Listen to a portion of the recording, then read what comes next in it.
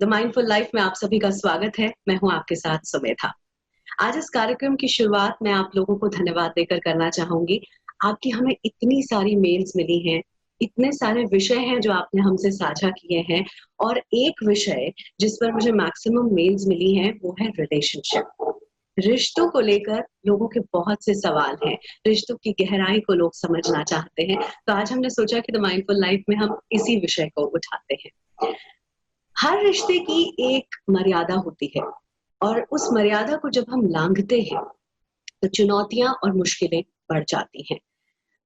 कभी विचारों का तालमेल नहीं बैठता, एक कहता है मैं सही हूँ, दूसरा कहता है मैं सही हूँ, फिर तीसरा आता है, वो कहता है आप दोनों गलत हैं, सही तो मैं हूँ। तो फिर करें क्या? क्या हर रोज उस चिक चिक के साथ जीते रहें, या फिर तब तक अपनी बात रखते रहें जब तक दूसरा इंसान हमारी बात को समझ ना जाए? आज हम इसी विषय पर बात करेंगे, रिलेशनशिप के इसी मैथमेटिक्स को समझने की कोशिश करते हैं।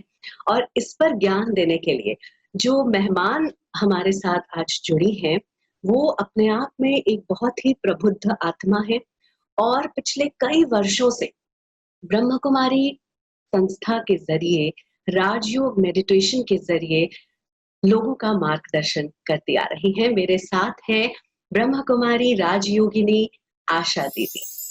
आशा दीदी नमस्कार, बहुत बहुत स्वागत है आपका द माइंडफुल लाइफ में।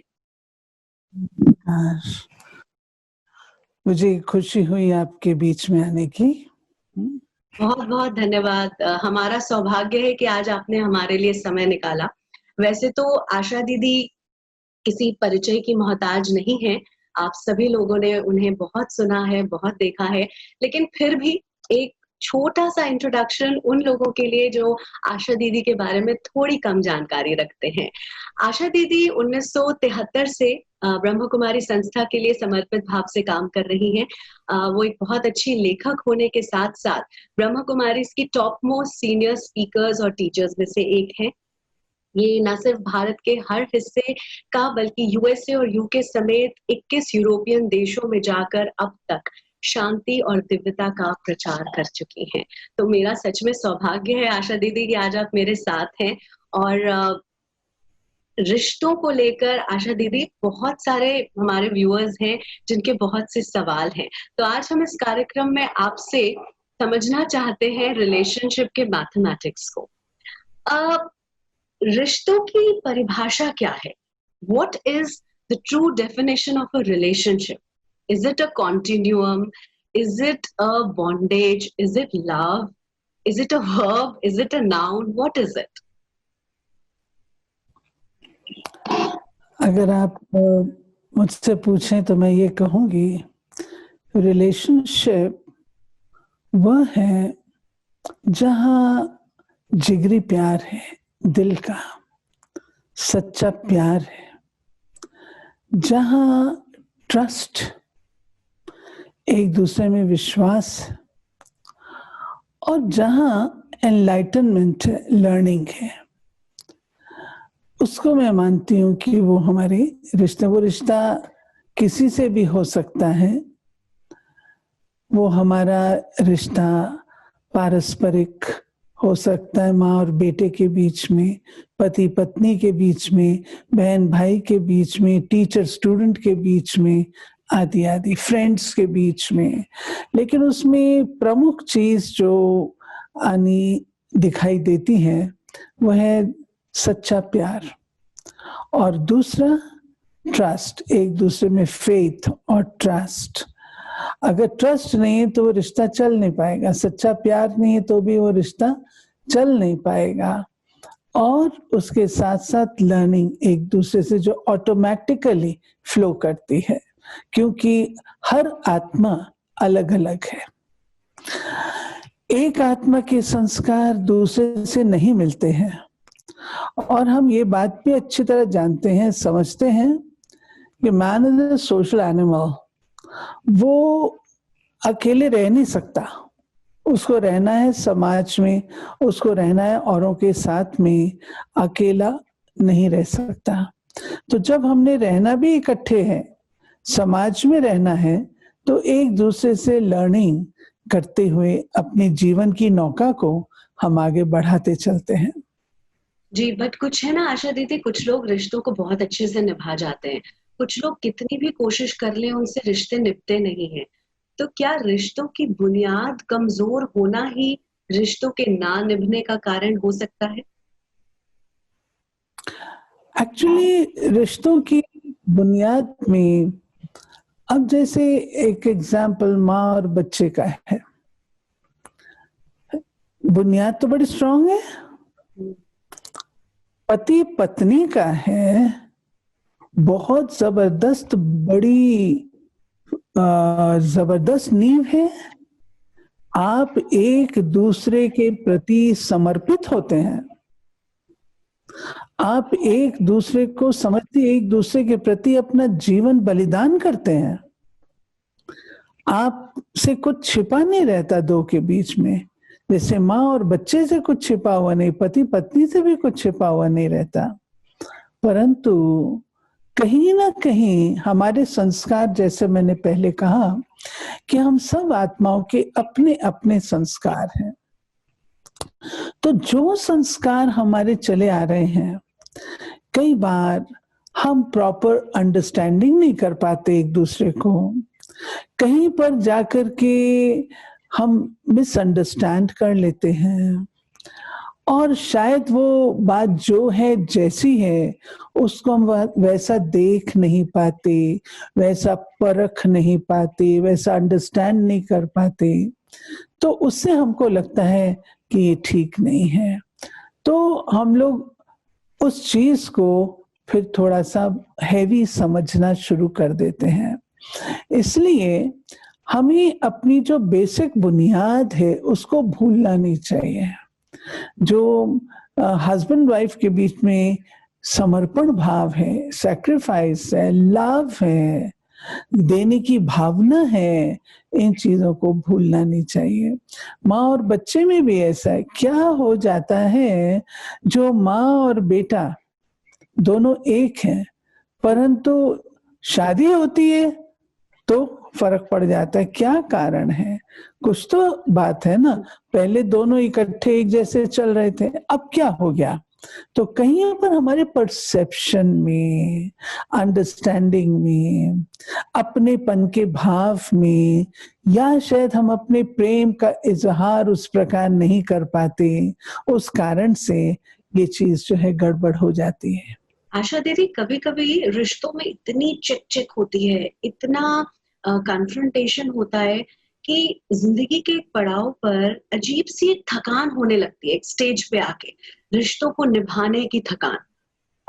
कभी कोई नाराज़ हो रहा है, कभी कोई आपसे रूठ रहा है, और कई बार आपको बिल्कुल समझ ही नहीं आता कि मैं कहाँ चूक गई, मुझसे ऐसी क्या गलती हो गई? और इस वजह से आदमी मेंटली बहुत फटीग्ड या ड्रेन्ड आउट महसूस करने लग जाता है।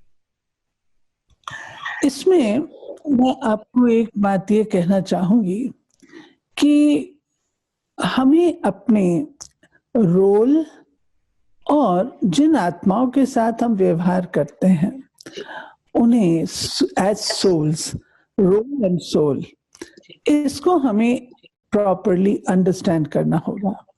देखिए, हुँ, जहां तक हो सके, अगर मैं ऑनेस्टली और बिल्कुल ट्रांसपेरेंटली, ट्रूथफुली अपने रोल को प्ले कर रही हूँ, और दूसरा व्यक्ति उसको समझ नहीं पा रहा, रूठ रहा है या कुछ कर रहा है, तो मैं उसको थोड़ा सा सहन कर लूं, थोड़ा सहन कर लूं, और उस व्यक्ति को थोड़ा और चांस दो। मैं अपना व्यवहार ना बदलूं। होता ये है कि जब हम देखते हैं कि अगले व्यक्ति ने अपनी नाराजगी व्यक्त करना शुरू कर दी, तो हम भी अंदर से थोड़े से खींच जाते हैं और कहते हैं मैं इतना कुछ करती हूँ, उसके बाद भी मुझे क्या फल मिला। इमीडिएटली हम सोचते हैं कि इसका मेरे को रिजल्ट मिल जाए। नहीं, थोड़ा सा समय दीजिए। जैसे पेड़ में फल लगता है, थोड़ा सा तो लगता है, टाइम तो लेता है ना। और अगर आप कच्चा फल ले लेंगे तो आपको ही कष्ट होगा। तो इसलिए उस व्यक्ति को थोड़ा सा अलाउ करिए। हो सकता है उसकी अंडरस्टैंडिंग में थोड़ा टाइम लग रहा हो सकता है वो आपका टेस्ट भी ले रहा हो, ये भी तो संभव है। तो मैं अपना कर्तव्य, मेरा मानना ये है, हम अपना कर्तव्य, अपनी ड्यूटी, अपनी भावनाएं हम बदले नहीं, क्योंकि अल्टीमेटली मैंने अपने लिए ही सब कुछ करना है, ठीक है ना? मेरी अपनी शांति, मेरा अपना संतोष, मेरी अपनी ड्यूटी कॉन्शियसनेस, ये सब चीजें आखिर मुझे एम्पावर करती है। और इतना सब कुछ करने के बाद भी अगर मैं देखती हूँ इतने बरस बीत जाते हैं, ये व्यक्ति तो सुधरता नहीं, मेरी अपनी ओर से सब कुछ अच्छा चल रहा है, तो फिर हमको थोड़ा सा उसमें अपने आप को शांति में रख करके ज्यादा व्यवहार ना करके थोड़ा कम व्यवहार कर लीजिए।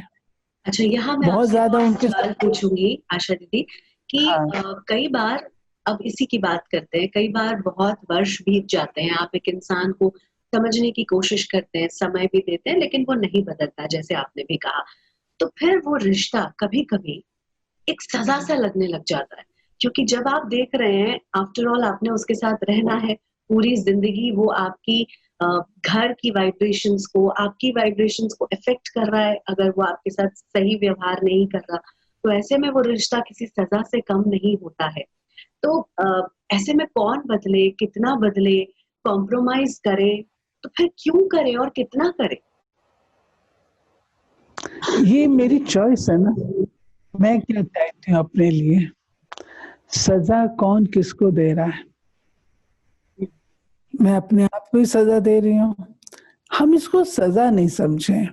देखिए, कोई बीज होते हैं, आप बोते हैं ना, तो कई किसी बीज में ज्यादा पानी देने की जरूरत है, किसी बीज में कम देने की जरूरत है। हमारी एक ऑब्जर्वेशन भी होनी चाहिए, जो व्यक्ति मेरे साथ रह रहा है और मैंने जिंदगी भर उसके साथ निभाना है, जिंदगी भर चलना है, और वो व्यक्ति घर की हर चीज को इफेक्ट भी कर रहा है, तो कभी कभी हो सके, जब हमारे यहाँ ये बात सिखाई जाती है, कभी कभी जब व्यक्ति कोई अच्छे मूड में हो ना, जी तो उस समय उससे बैठ करके थोड़ी चर्चा करो।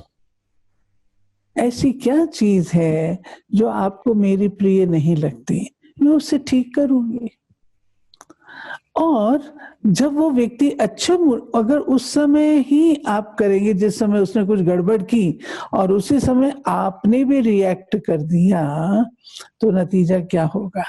मैं आपको एक घटना सुनाती हूँ जो 2-3 दिन पहले ही मैंने सुनी। कहते हैं कि एक महिला थी और वो गर्भवती थी, उसके हार्मोनल चेंजेस थे। वो क्या करती थी, उठा के हर चीजें गुस्से में आके तोड़ती फोड़ती थी। तो एक दिन किसी बहन से उसकी मुलाकात हुई, भाई की, हस्बैंड की। कहा मैं तंग आ गया हूँ, इसको इतना गुस्सा आता है, जो मैं परेशान हूँ, जो चीज दिखाई देती है तोड़ती, और मेरे को गालियां भी भरपूर देती है, मैं क्या करूं, तो मैं तंग हो चुका हूं। तो बहन ने कहा कि देखो, उसके इस समय हार्मोनल चेंजेस हैं, हार्मोनल चेंजेस हैं, तो आप उसको समझने की कोशिश करो। तो जब उसने फिर से ऐसा किया, तो उस भाई ने उसको बोला, look, I hate your hormones, I don't hate you. उस बहन को लगा कि कितना इस व्यक्ति ने मेरे कारण से अपने आप को सहन किया, संभाला, और आज कितनी अच्छी बात बोल रहा है। उसकी वो चीज जो धीरे धीरे धीरे कंट्रोल में आ गई। ऐसे ही कई बातें होती हैं। जैसे कोई व्यक्ति के कोई संस्कार हमें पसंद नहीं होते और हम चाहते हैं कि वो व्यक्ति ऐसा नहीं करे, वो मेरी बात नहीं मानता है। एक नर्स होती है, पेशेंट को कैसे देखती है, तो माँ बन करके, एक नर्स बन करके अगर हम उस चीज को देखें, ये इस समय बेचारा कमजोर है, इसको अंदर में कोई पेन है, कोई दर्द है, अगर हम उस भावना से उसको देखते हैं, तो फिर हमको उसके ऊपर क्रोध भी नहीं आएगा, हमें महसूस नहीं होगा कि हमें सजा। आप देखिए, छोटा बच्चा है, कभी अपने हाथ से माता पिता को चांटा भी लगा देता है, तो माँ बाप क्या बुरा करते नहीं हैं, मानते। हाँ, मैं देख एक्सेप्ट करते हैं ना। जी, तो ऐसे जिस समय कोई व्यक्ति बहुत लो एनर्जी लेवल पर है, उस समय उस व्यक्ति पर रहम करिए। यानी रहम आपका यही करके मतलब है, आपका ये मतलब है कि जब ज़िंदगी में कोई हमसे अच्छा व्यवहार नहीं कर रहा होता, हमारी तमाम एफर्ट्स के बावजूद, तो पहली बात वो अपने संस्कारों के हिसाब से चल रहा है और हमें समझना चाहिए कि उसका एनर्जी लेवल इस समय बहुत लो है and we should accept him, right? Accept और उसको और प्यार दीजिए। प्यार दे करके उसकी उस चीज से उसको उभार लीजिए। आशा दीदी, क्या ज़िंदगी में हमने अपने बड़ों से सुना है अक्सर और शादी के समय पर तो अक्सर ये बातें सुनने में आती हैं कि भाई नो वन इज़ परफेक्ट। आपको वो परफेक्ट मैन या परफेक्ट वुमन तो कभी नहीं मिलेगी।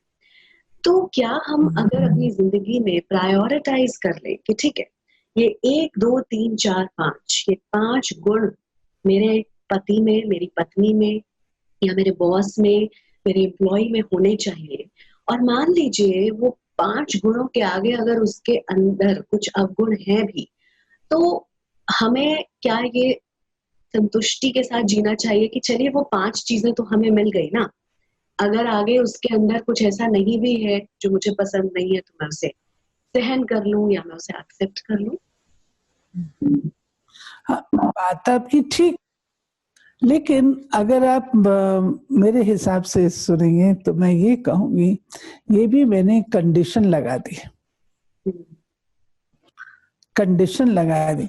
आप उसकी वो 5 बातें स्वीकार कर लेंगे, बाकी तो नहीं करेंगे, तो मन में कहीं न कहीं उसके प्रति दूसरे प्रकार की भावनाएँ रहेंगी।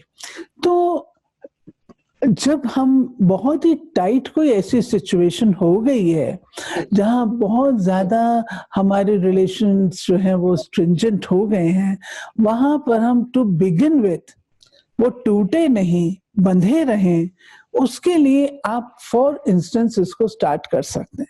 परंतु ultimately you have to accept the person as he और शी इज़। जब आप उसको एक्सेप्ट करेंगे, तो ये एक बात सुमेधा बहन मैं आपको सुनाती हूँ, हम लोगों का अनुभव ये है, कुछ भी हो जाए, हर व्यक्ति जब कभी अपनी साइलेंस में होता है, अपने आप अकेले में होता है, तो उसको इन सब बातों की समझ आती ज़रूर है कि देखो मैंने ये क्या किया।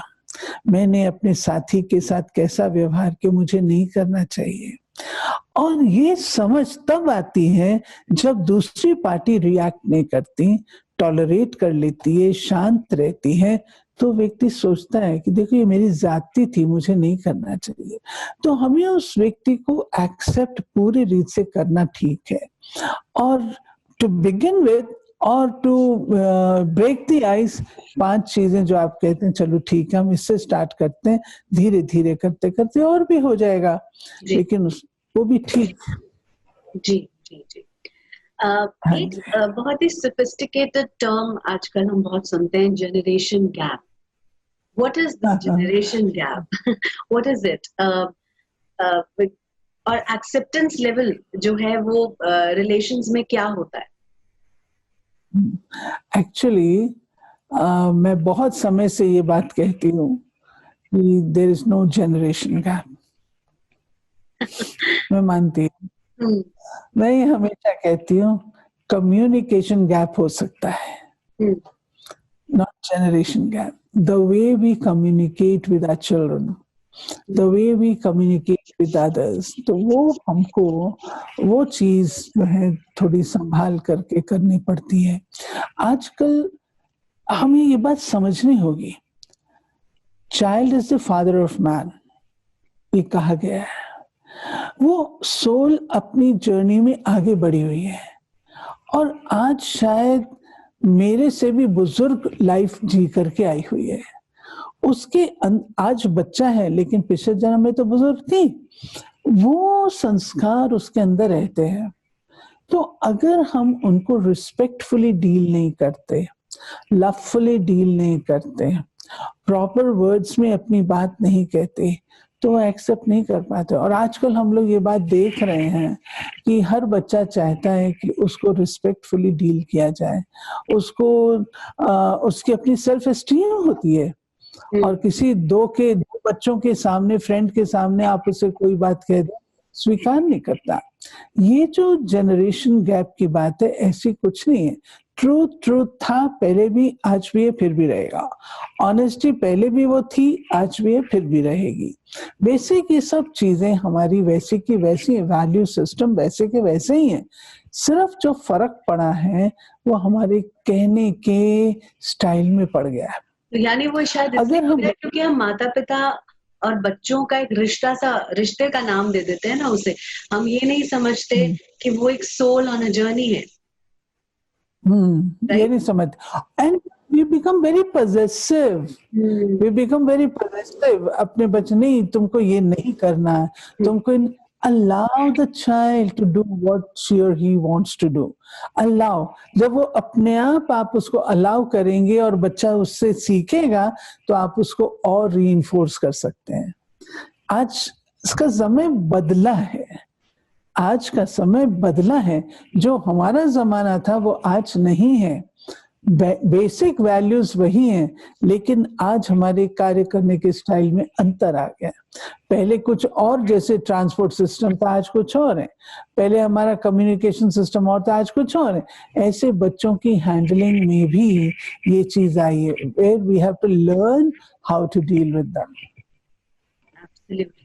accept them, love them, be kind to them, respect them, ये सब चीजें होंगी। और आज आप देखेंगे बच्चे तो तुरंत जवाब दे देते हैं ना, वो भी तो माता पिता को दे देते हैं। और आशा दीदी, यहाँ पे चाइल्ड प्रोडिजी के जो हम एग्जाम्पल्स देखते हैं, वो शायद इस चीज को समझा सकता है कि every soul is on its own journey. क्योंकि बच्चा पैदा होता है और उसे वो कुछ ऐसा एक्सेप्शनल कर रहा होता है जिससे माँ बाप खुद, माता पिता हैरान होते हैं कि अरे हमने तो ये कभी सिखाया ही नहीं। तो ये अचानक, बिल्कुल है ना, बिल्कुल। In the young body old soul, जी, experienced soul in a young body. Very true, very true. Yes. एक चीज जो मैंने खुद ऑब्जर्व की है सोसाइटी में होती हुई, जो कि बहुत ही डेंजरस है, वो ये कि आजकल कई बार ऐसा होता है कुछ परिवारों में जहां बच्चे सही होते हैं लेकिन माता पिता उन्हें समझ नहीं पा रहे होते।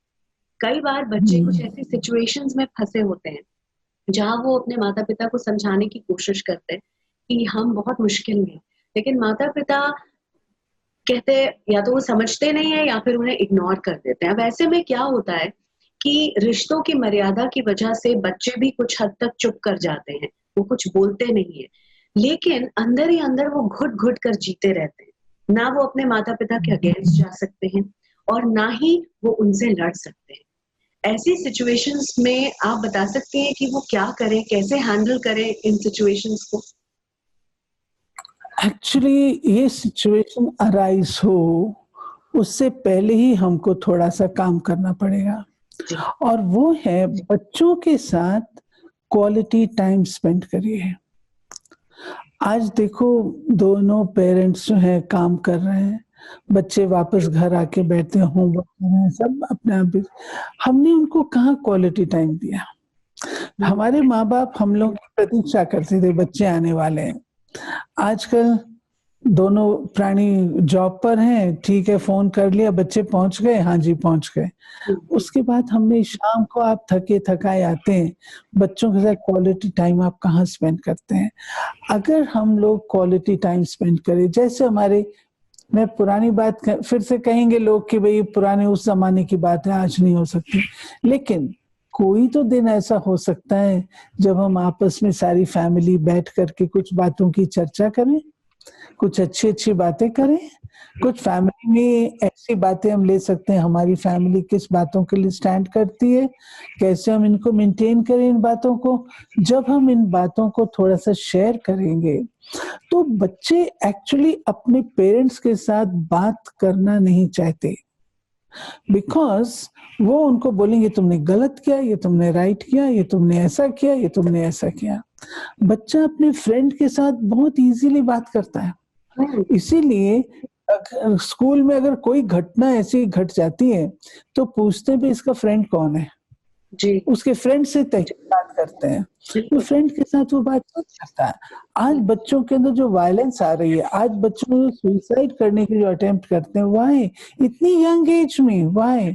सो हम लोग को अपने बच्चों को समझने की बहुत जरूरत है, उनको अंडरस्टैंड कर वो चाहते क्या है, एब्सोल्युटली। किस अगर उनको मुश्किल स्नब कर देते हैं बच्चों को, मेरे ख्याल से उनको सुनना चाहिए हर बच्चे की हर वो बात, वरना अगर उसके साथ कभी स्कूल में या कभी समाज में इधर उधर जाते हुए कुछ भी गलत या अनटूवर्ड इंसिडेंट हो जाती है तो वो कभी भी ओपन अप नहीं हो पाएगा पेरेंट्स के साथ। नेवर। वो क्योंकि उसने कभी भी बातचीत की ही नहीं ना पेरेंट्स से। जब वो बच्चा आता है बताने के लिए, हम अच्छा मैं बाद में सुनूंगी, बाद में आना मेरे पास, it is, I feel it is kind of violence with these young budding children. ये violence है। हम उनको कितना, हमारे बच्चे हैं ना, हमारे बच्चे हैं, हम उनको पॉजेसिव रूप से नहीं, एक डिटैच्ड होकर के, हमारे यहाँ जो बात सिखाई जाती है वह डिटैच होकर के अपने बच्चों की पालना करो। जब अगर आप मोहग्रस्त होकर के पालना करेंगे तो आप उनको ठीक बात सिखा नहीं पाएंगे। लेकिन अगर आप डिटैच्ड हो जाते हैं, जैसे मैं किसी और के बच्चों को संभाल रही हूँ, तो आपके बच्चे बहुत अच्छे निकल सकते हैं। ये बहुत अच्छी बात आपने कही। आई थिंक सभी पेरेंट्स को ये बात समझनी चाहिए कि एक डिटैच्ड एटीट्यूड के साथ जब आप बच्चों को बड़ा करेंगे तो बच्चे आपके दोस्त बनेंगे और फिर वो आपसे अपने मन की हर बात कर सकते हैं। तो रिजेक्शन और ये बात थोड़ा सा जब बच्चे बड़े होते हैं ना, तो हमें ऑब्जर्व करना चाहिए ये लोग क्या कर रहे हैं, क्या नहीं कर रहे हैं। और थोड़ा अगर ऑब्जर्वेशन रहती है तो बच्चा इतना तो समझता है कि मुझे अपने पेरेंट्स की आज्ञा पर अपनी पेरेंट्स की बातें माननी है। लेकिन उनको कहने का ढंग होता है, प्यार होता है, प्यार से कहो और उनको समझ करके कहो। हमारे पास भी बच्चे आते हैं और संस्था में शुरू में रहते भी थे, तो बाबा कभी भी उनको पनिशमेंट, अगर कोई चीज होती जो उनकी प्रिय चीज होती थी ना, वो बंद कर देते थे। तो वो बच्चा समझता था ये मुझे नहीं करना है। मारना डांटना ये कभी नहीं हुआ। तो यानी अगर चेक रखना है तो वो भी प्यार से रखा जा सकता है। प्यार से, प्यार से। मैं देखती हूँ तुम ये काम कैसे कर रहे हो, तुमने कैसे किया। और कभी कोई बच्चा कुछ करके आया तो उसको अप्रिशिएट करिए, करिए, अप्रिशिएट करिए। जब आप अप्रिशिएट करेंगे तो नेचुरल बच्चा जो है अपने दिल की बात और भी बोलेगा, और भी बोलेगा, क्योंकि वो समझेगा कि आप उसको समझ रहे हैं। अगर आप उसको रिजेक्ट करेंगे, हर समय क्रिटिसाइज करते रहेंगे, वो ही will never come to you, never. Absolutely. एक चीज और मैं आपसे पूछना चाहूंगी, कर्म थ्योरी पे हम सब लोग बहुत बिलीव करते हैं। अगर कर्म थ्योरी के हिसाब से हम इस पूरे पर्सपेक्टिव को देखें तो कई बार जब आपकी सहन शक्ति आशा दीदी खत्म ही हो जाए, आप नहीं सहन कर पा रहे, क्योंकि कई घरों में हमने देखा है, मैं अगर हस्बैंड वाइफ रिलेशंस की बात करूं तो डोमेस्टिक वायलेंस होता है, एक औरत की भी सहने की क्षमता है, वो एक स्टेज पर आकर वो हार जाती है। सो ऐसे में अगर हम समझने चलिए कि संस्कारों के हिसाब से अगला काम कर रहा है, कर्म थ्योरी है जी, कर्म भोगने ही है, हमें इस जन्म में इस इंसान से मिलना था, हमने भी इसे कोई कष्ट दिया होगा तभी आज हमें कष्ट मिल रहा है। तो फिर ऐसी स्थिति में जब सहन शक्ति बिल्कुल खत्म हो जाए तो फिर क्या उस रिश्ते को खत्म करना ही एक अच्छा निर्णय होगा? मैं तो ये कहूंगी कभी भी डाइवोर्स की तरफ, रिश्ते को खत्म करने की तरफ, दी एंड की तरफ नहीं जाओ, क्योंकि वो आपको भी दुख देगा, बार बार याद आएगी। आप चेतन आत्मा है, जड़ नहीं है।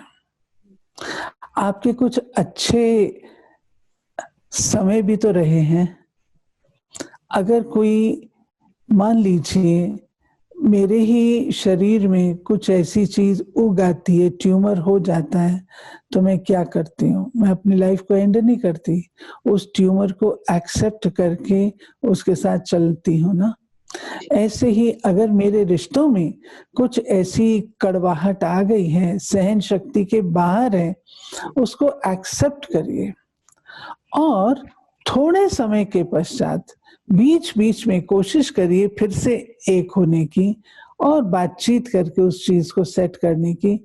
बिल्कुल नहीं होता है, तो अगर आप थर्ड पार्टी भी किसी से थोड़ी-सी राय ले सकते हैं, किसी बुजुर्ग से, किसी अच्छे सक्सेसफुल व्यक्ति से अगर आप राय ले सकते हैं, तो भी ठीक हो जाते हैं। हमारे पास ऐसे कपल्स आते हैं, जो डाइवोर्स तक आए हुए होते हैं। तो हम लोग यहाँ पे उनकी प्यार से काउंसलिंग करते हैं कि क्यों ऐसा करते हो? कितना प्यार आप लोगों का है? ऐसे छोटी-सी बात के कारण से इतनी बात या अब मेरे से ये नहीं होगा, लेकिन काउंसलिंग करते धीरे-धीरे ठीक हो जाते हैं। तो मैं सोचती हूँ रिश्तों को खत्म नहीं करना चाहिए, परंतु जो उसकी कड़वाहट है उसको निकाल दो, दोनों को ही काउंसलिंग देंगे, निकाल दो तो उसके बाद तो फिर ठीक हो जाए और अब वो बहुत अच्छे कपल्स हैं, बहुत अच्छे कपल्स हैं, एक-दूसरे को एक्सेप्ट कर रहे हैं, लविंग हैं, एवरीथिंग इज़ गुड। जी। आशा दीदी, न्यूक्लियर और जॉइंट फैमिलीज की भी मैं यहाँ बात करना चाहूंगी। आजकल वैसे तो ज्यादातर न्यूक्लियर फैमिलीज ही रह गई हैं, जॉइंट फैमिलीज बहुत कम है, लेकिन जो है उसमें भी एक ट्रेंड देखा गया है कि जॉइंट फैमिली में रहते हुए भी घर के जो बड़े बुजुर्ग हैं, खास तौर पर जो एक रिटायर्ड लाइफ लीड कर रहे हैं, वो सब बच्चों के बीच में रहते हुए भी बहुत अकेला महसूस करते हैं। मैं ऐसे बहुत से बुजुर्गों को जानती हूँ जो ये बात मानते हैं कि घर में बच्चे हैं, बहू है, बेटा है, सब है, लेकिन फिर भी बातचीत करने के लिए उनके पास कोई नहीं। वो सारा दिन अकेले रहते हैं। ये कितना आपकी डैमेजिंग बात है। आपकी बात 100% राइट है।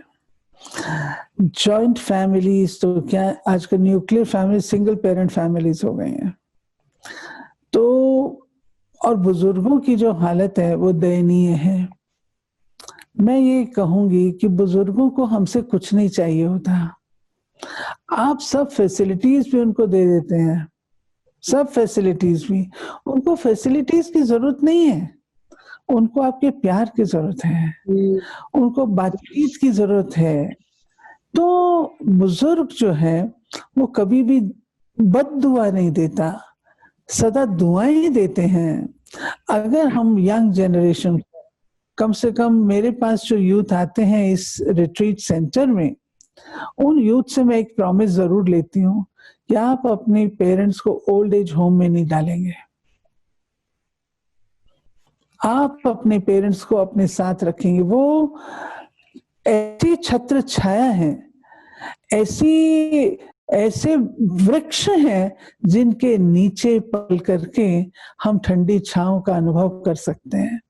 इसलिए बुजुर्गों के लिए मैं ये कहूँगी वो अपने आप को किसी बात में एंगेज करें, पढ़ाई-लिखाई में कुछ कर सकते हो, कुछ और का जो भी वो सरलता से कर सकते हैं, उसमें एंगेज करें और अपने आप को दुखी मत करें कि इतना सब कुछ होने के बाद भी मुझे क्या मिला, कोई मेरे से बात नहीं करता।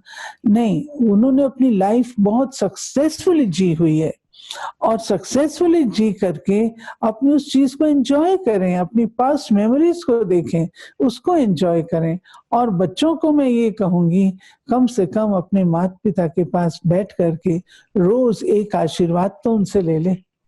अगर एक आशीर्वाद उनसे ले लेंगे, वो आशीर्वाद सदा के लिए काम में आए। मेरा ऐसा मानना है।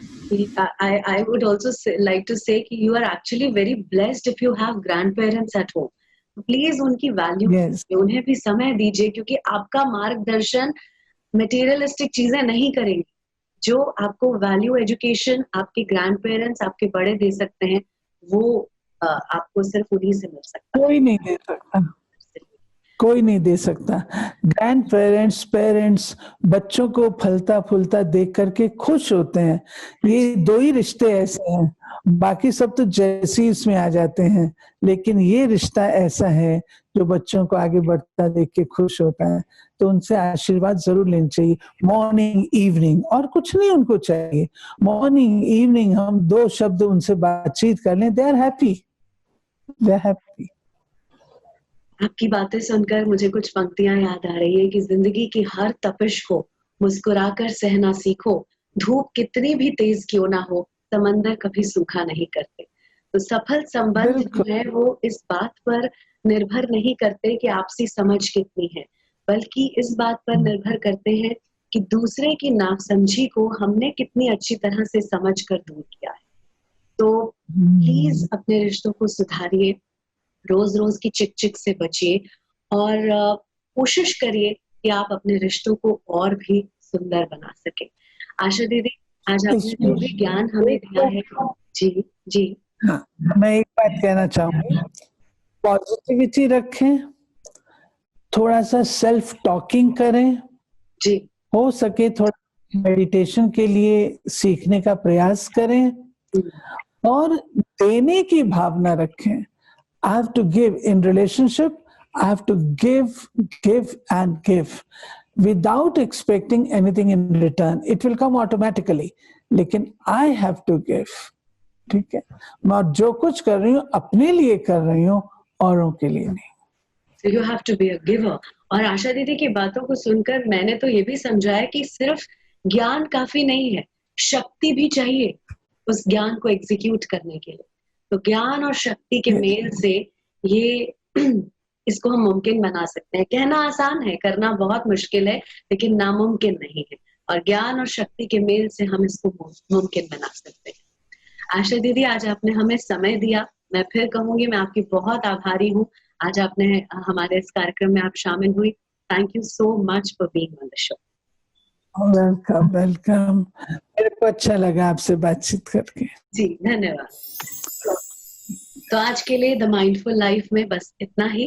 अगले एपिसोड में हम एक नए विषय के साथ आपसे फिर मिलेंगे। अगर अभी भी आपके कोई सुझाव हैं, कोई विषय है जो आप मुझसे साझा करना चाहते हैं, तो हमारे ईमेल आईडी पर आप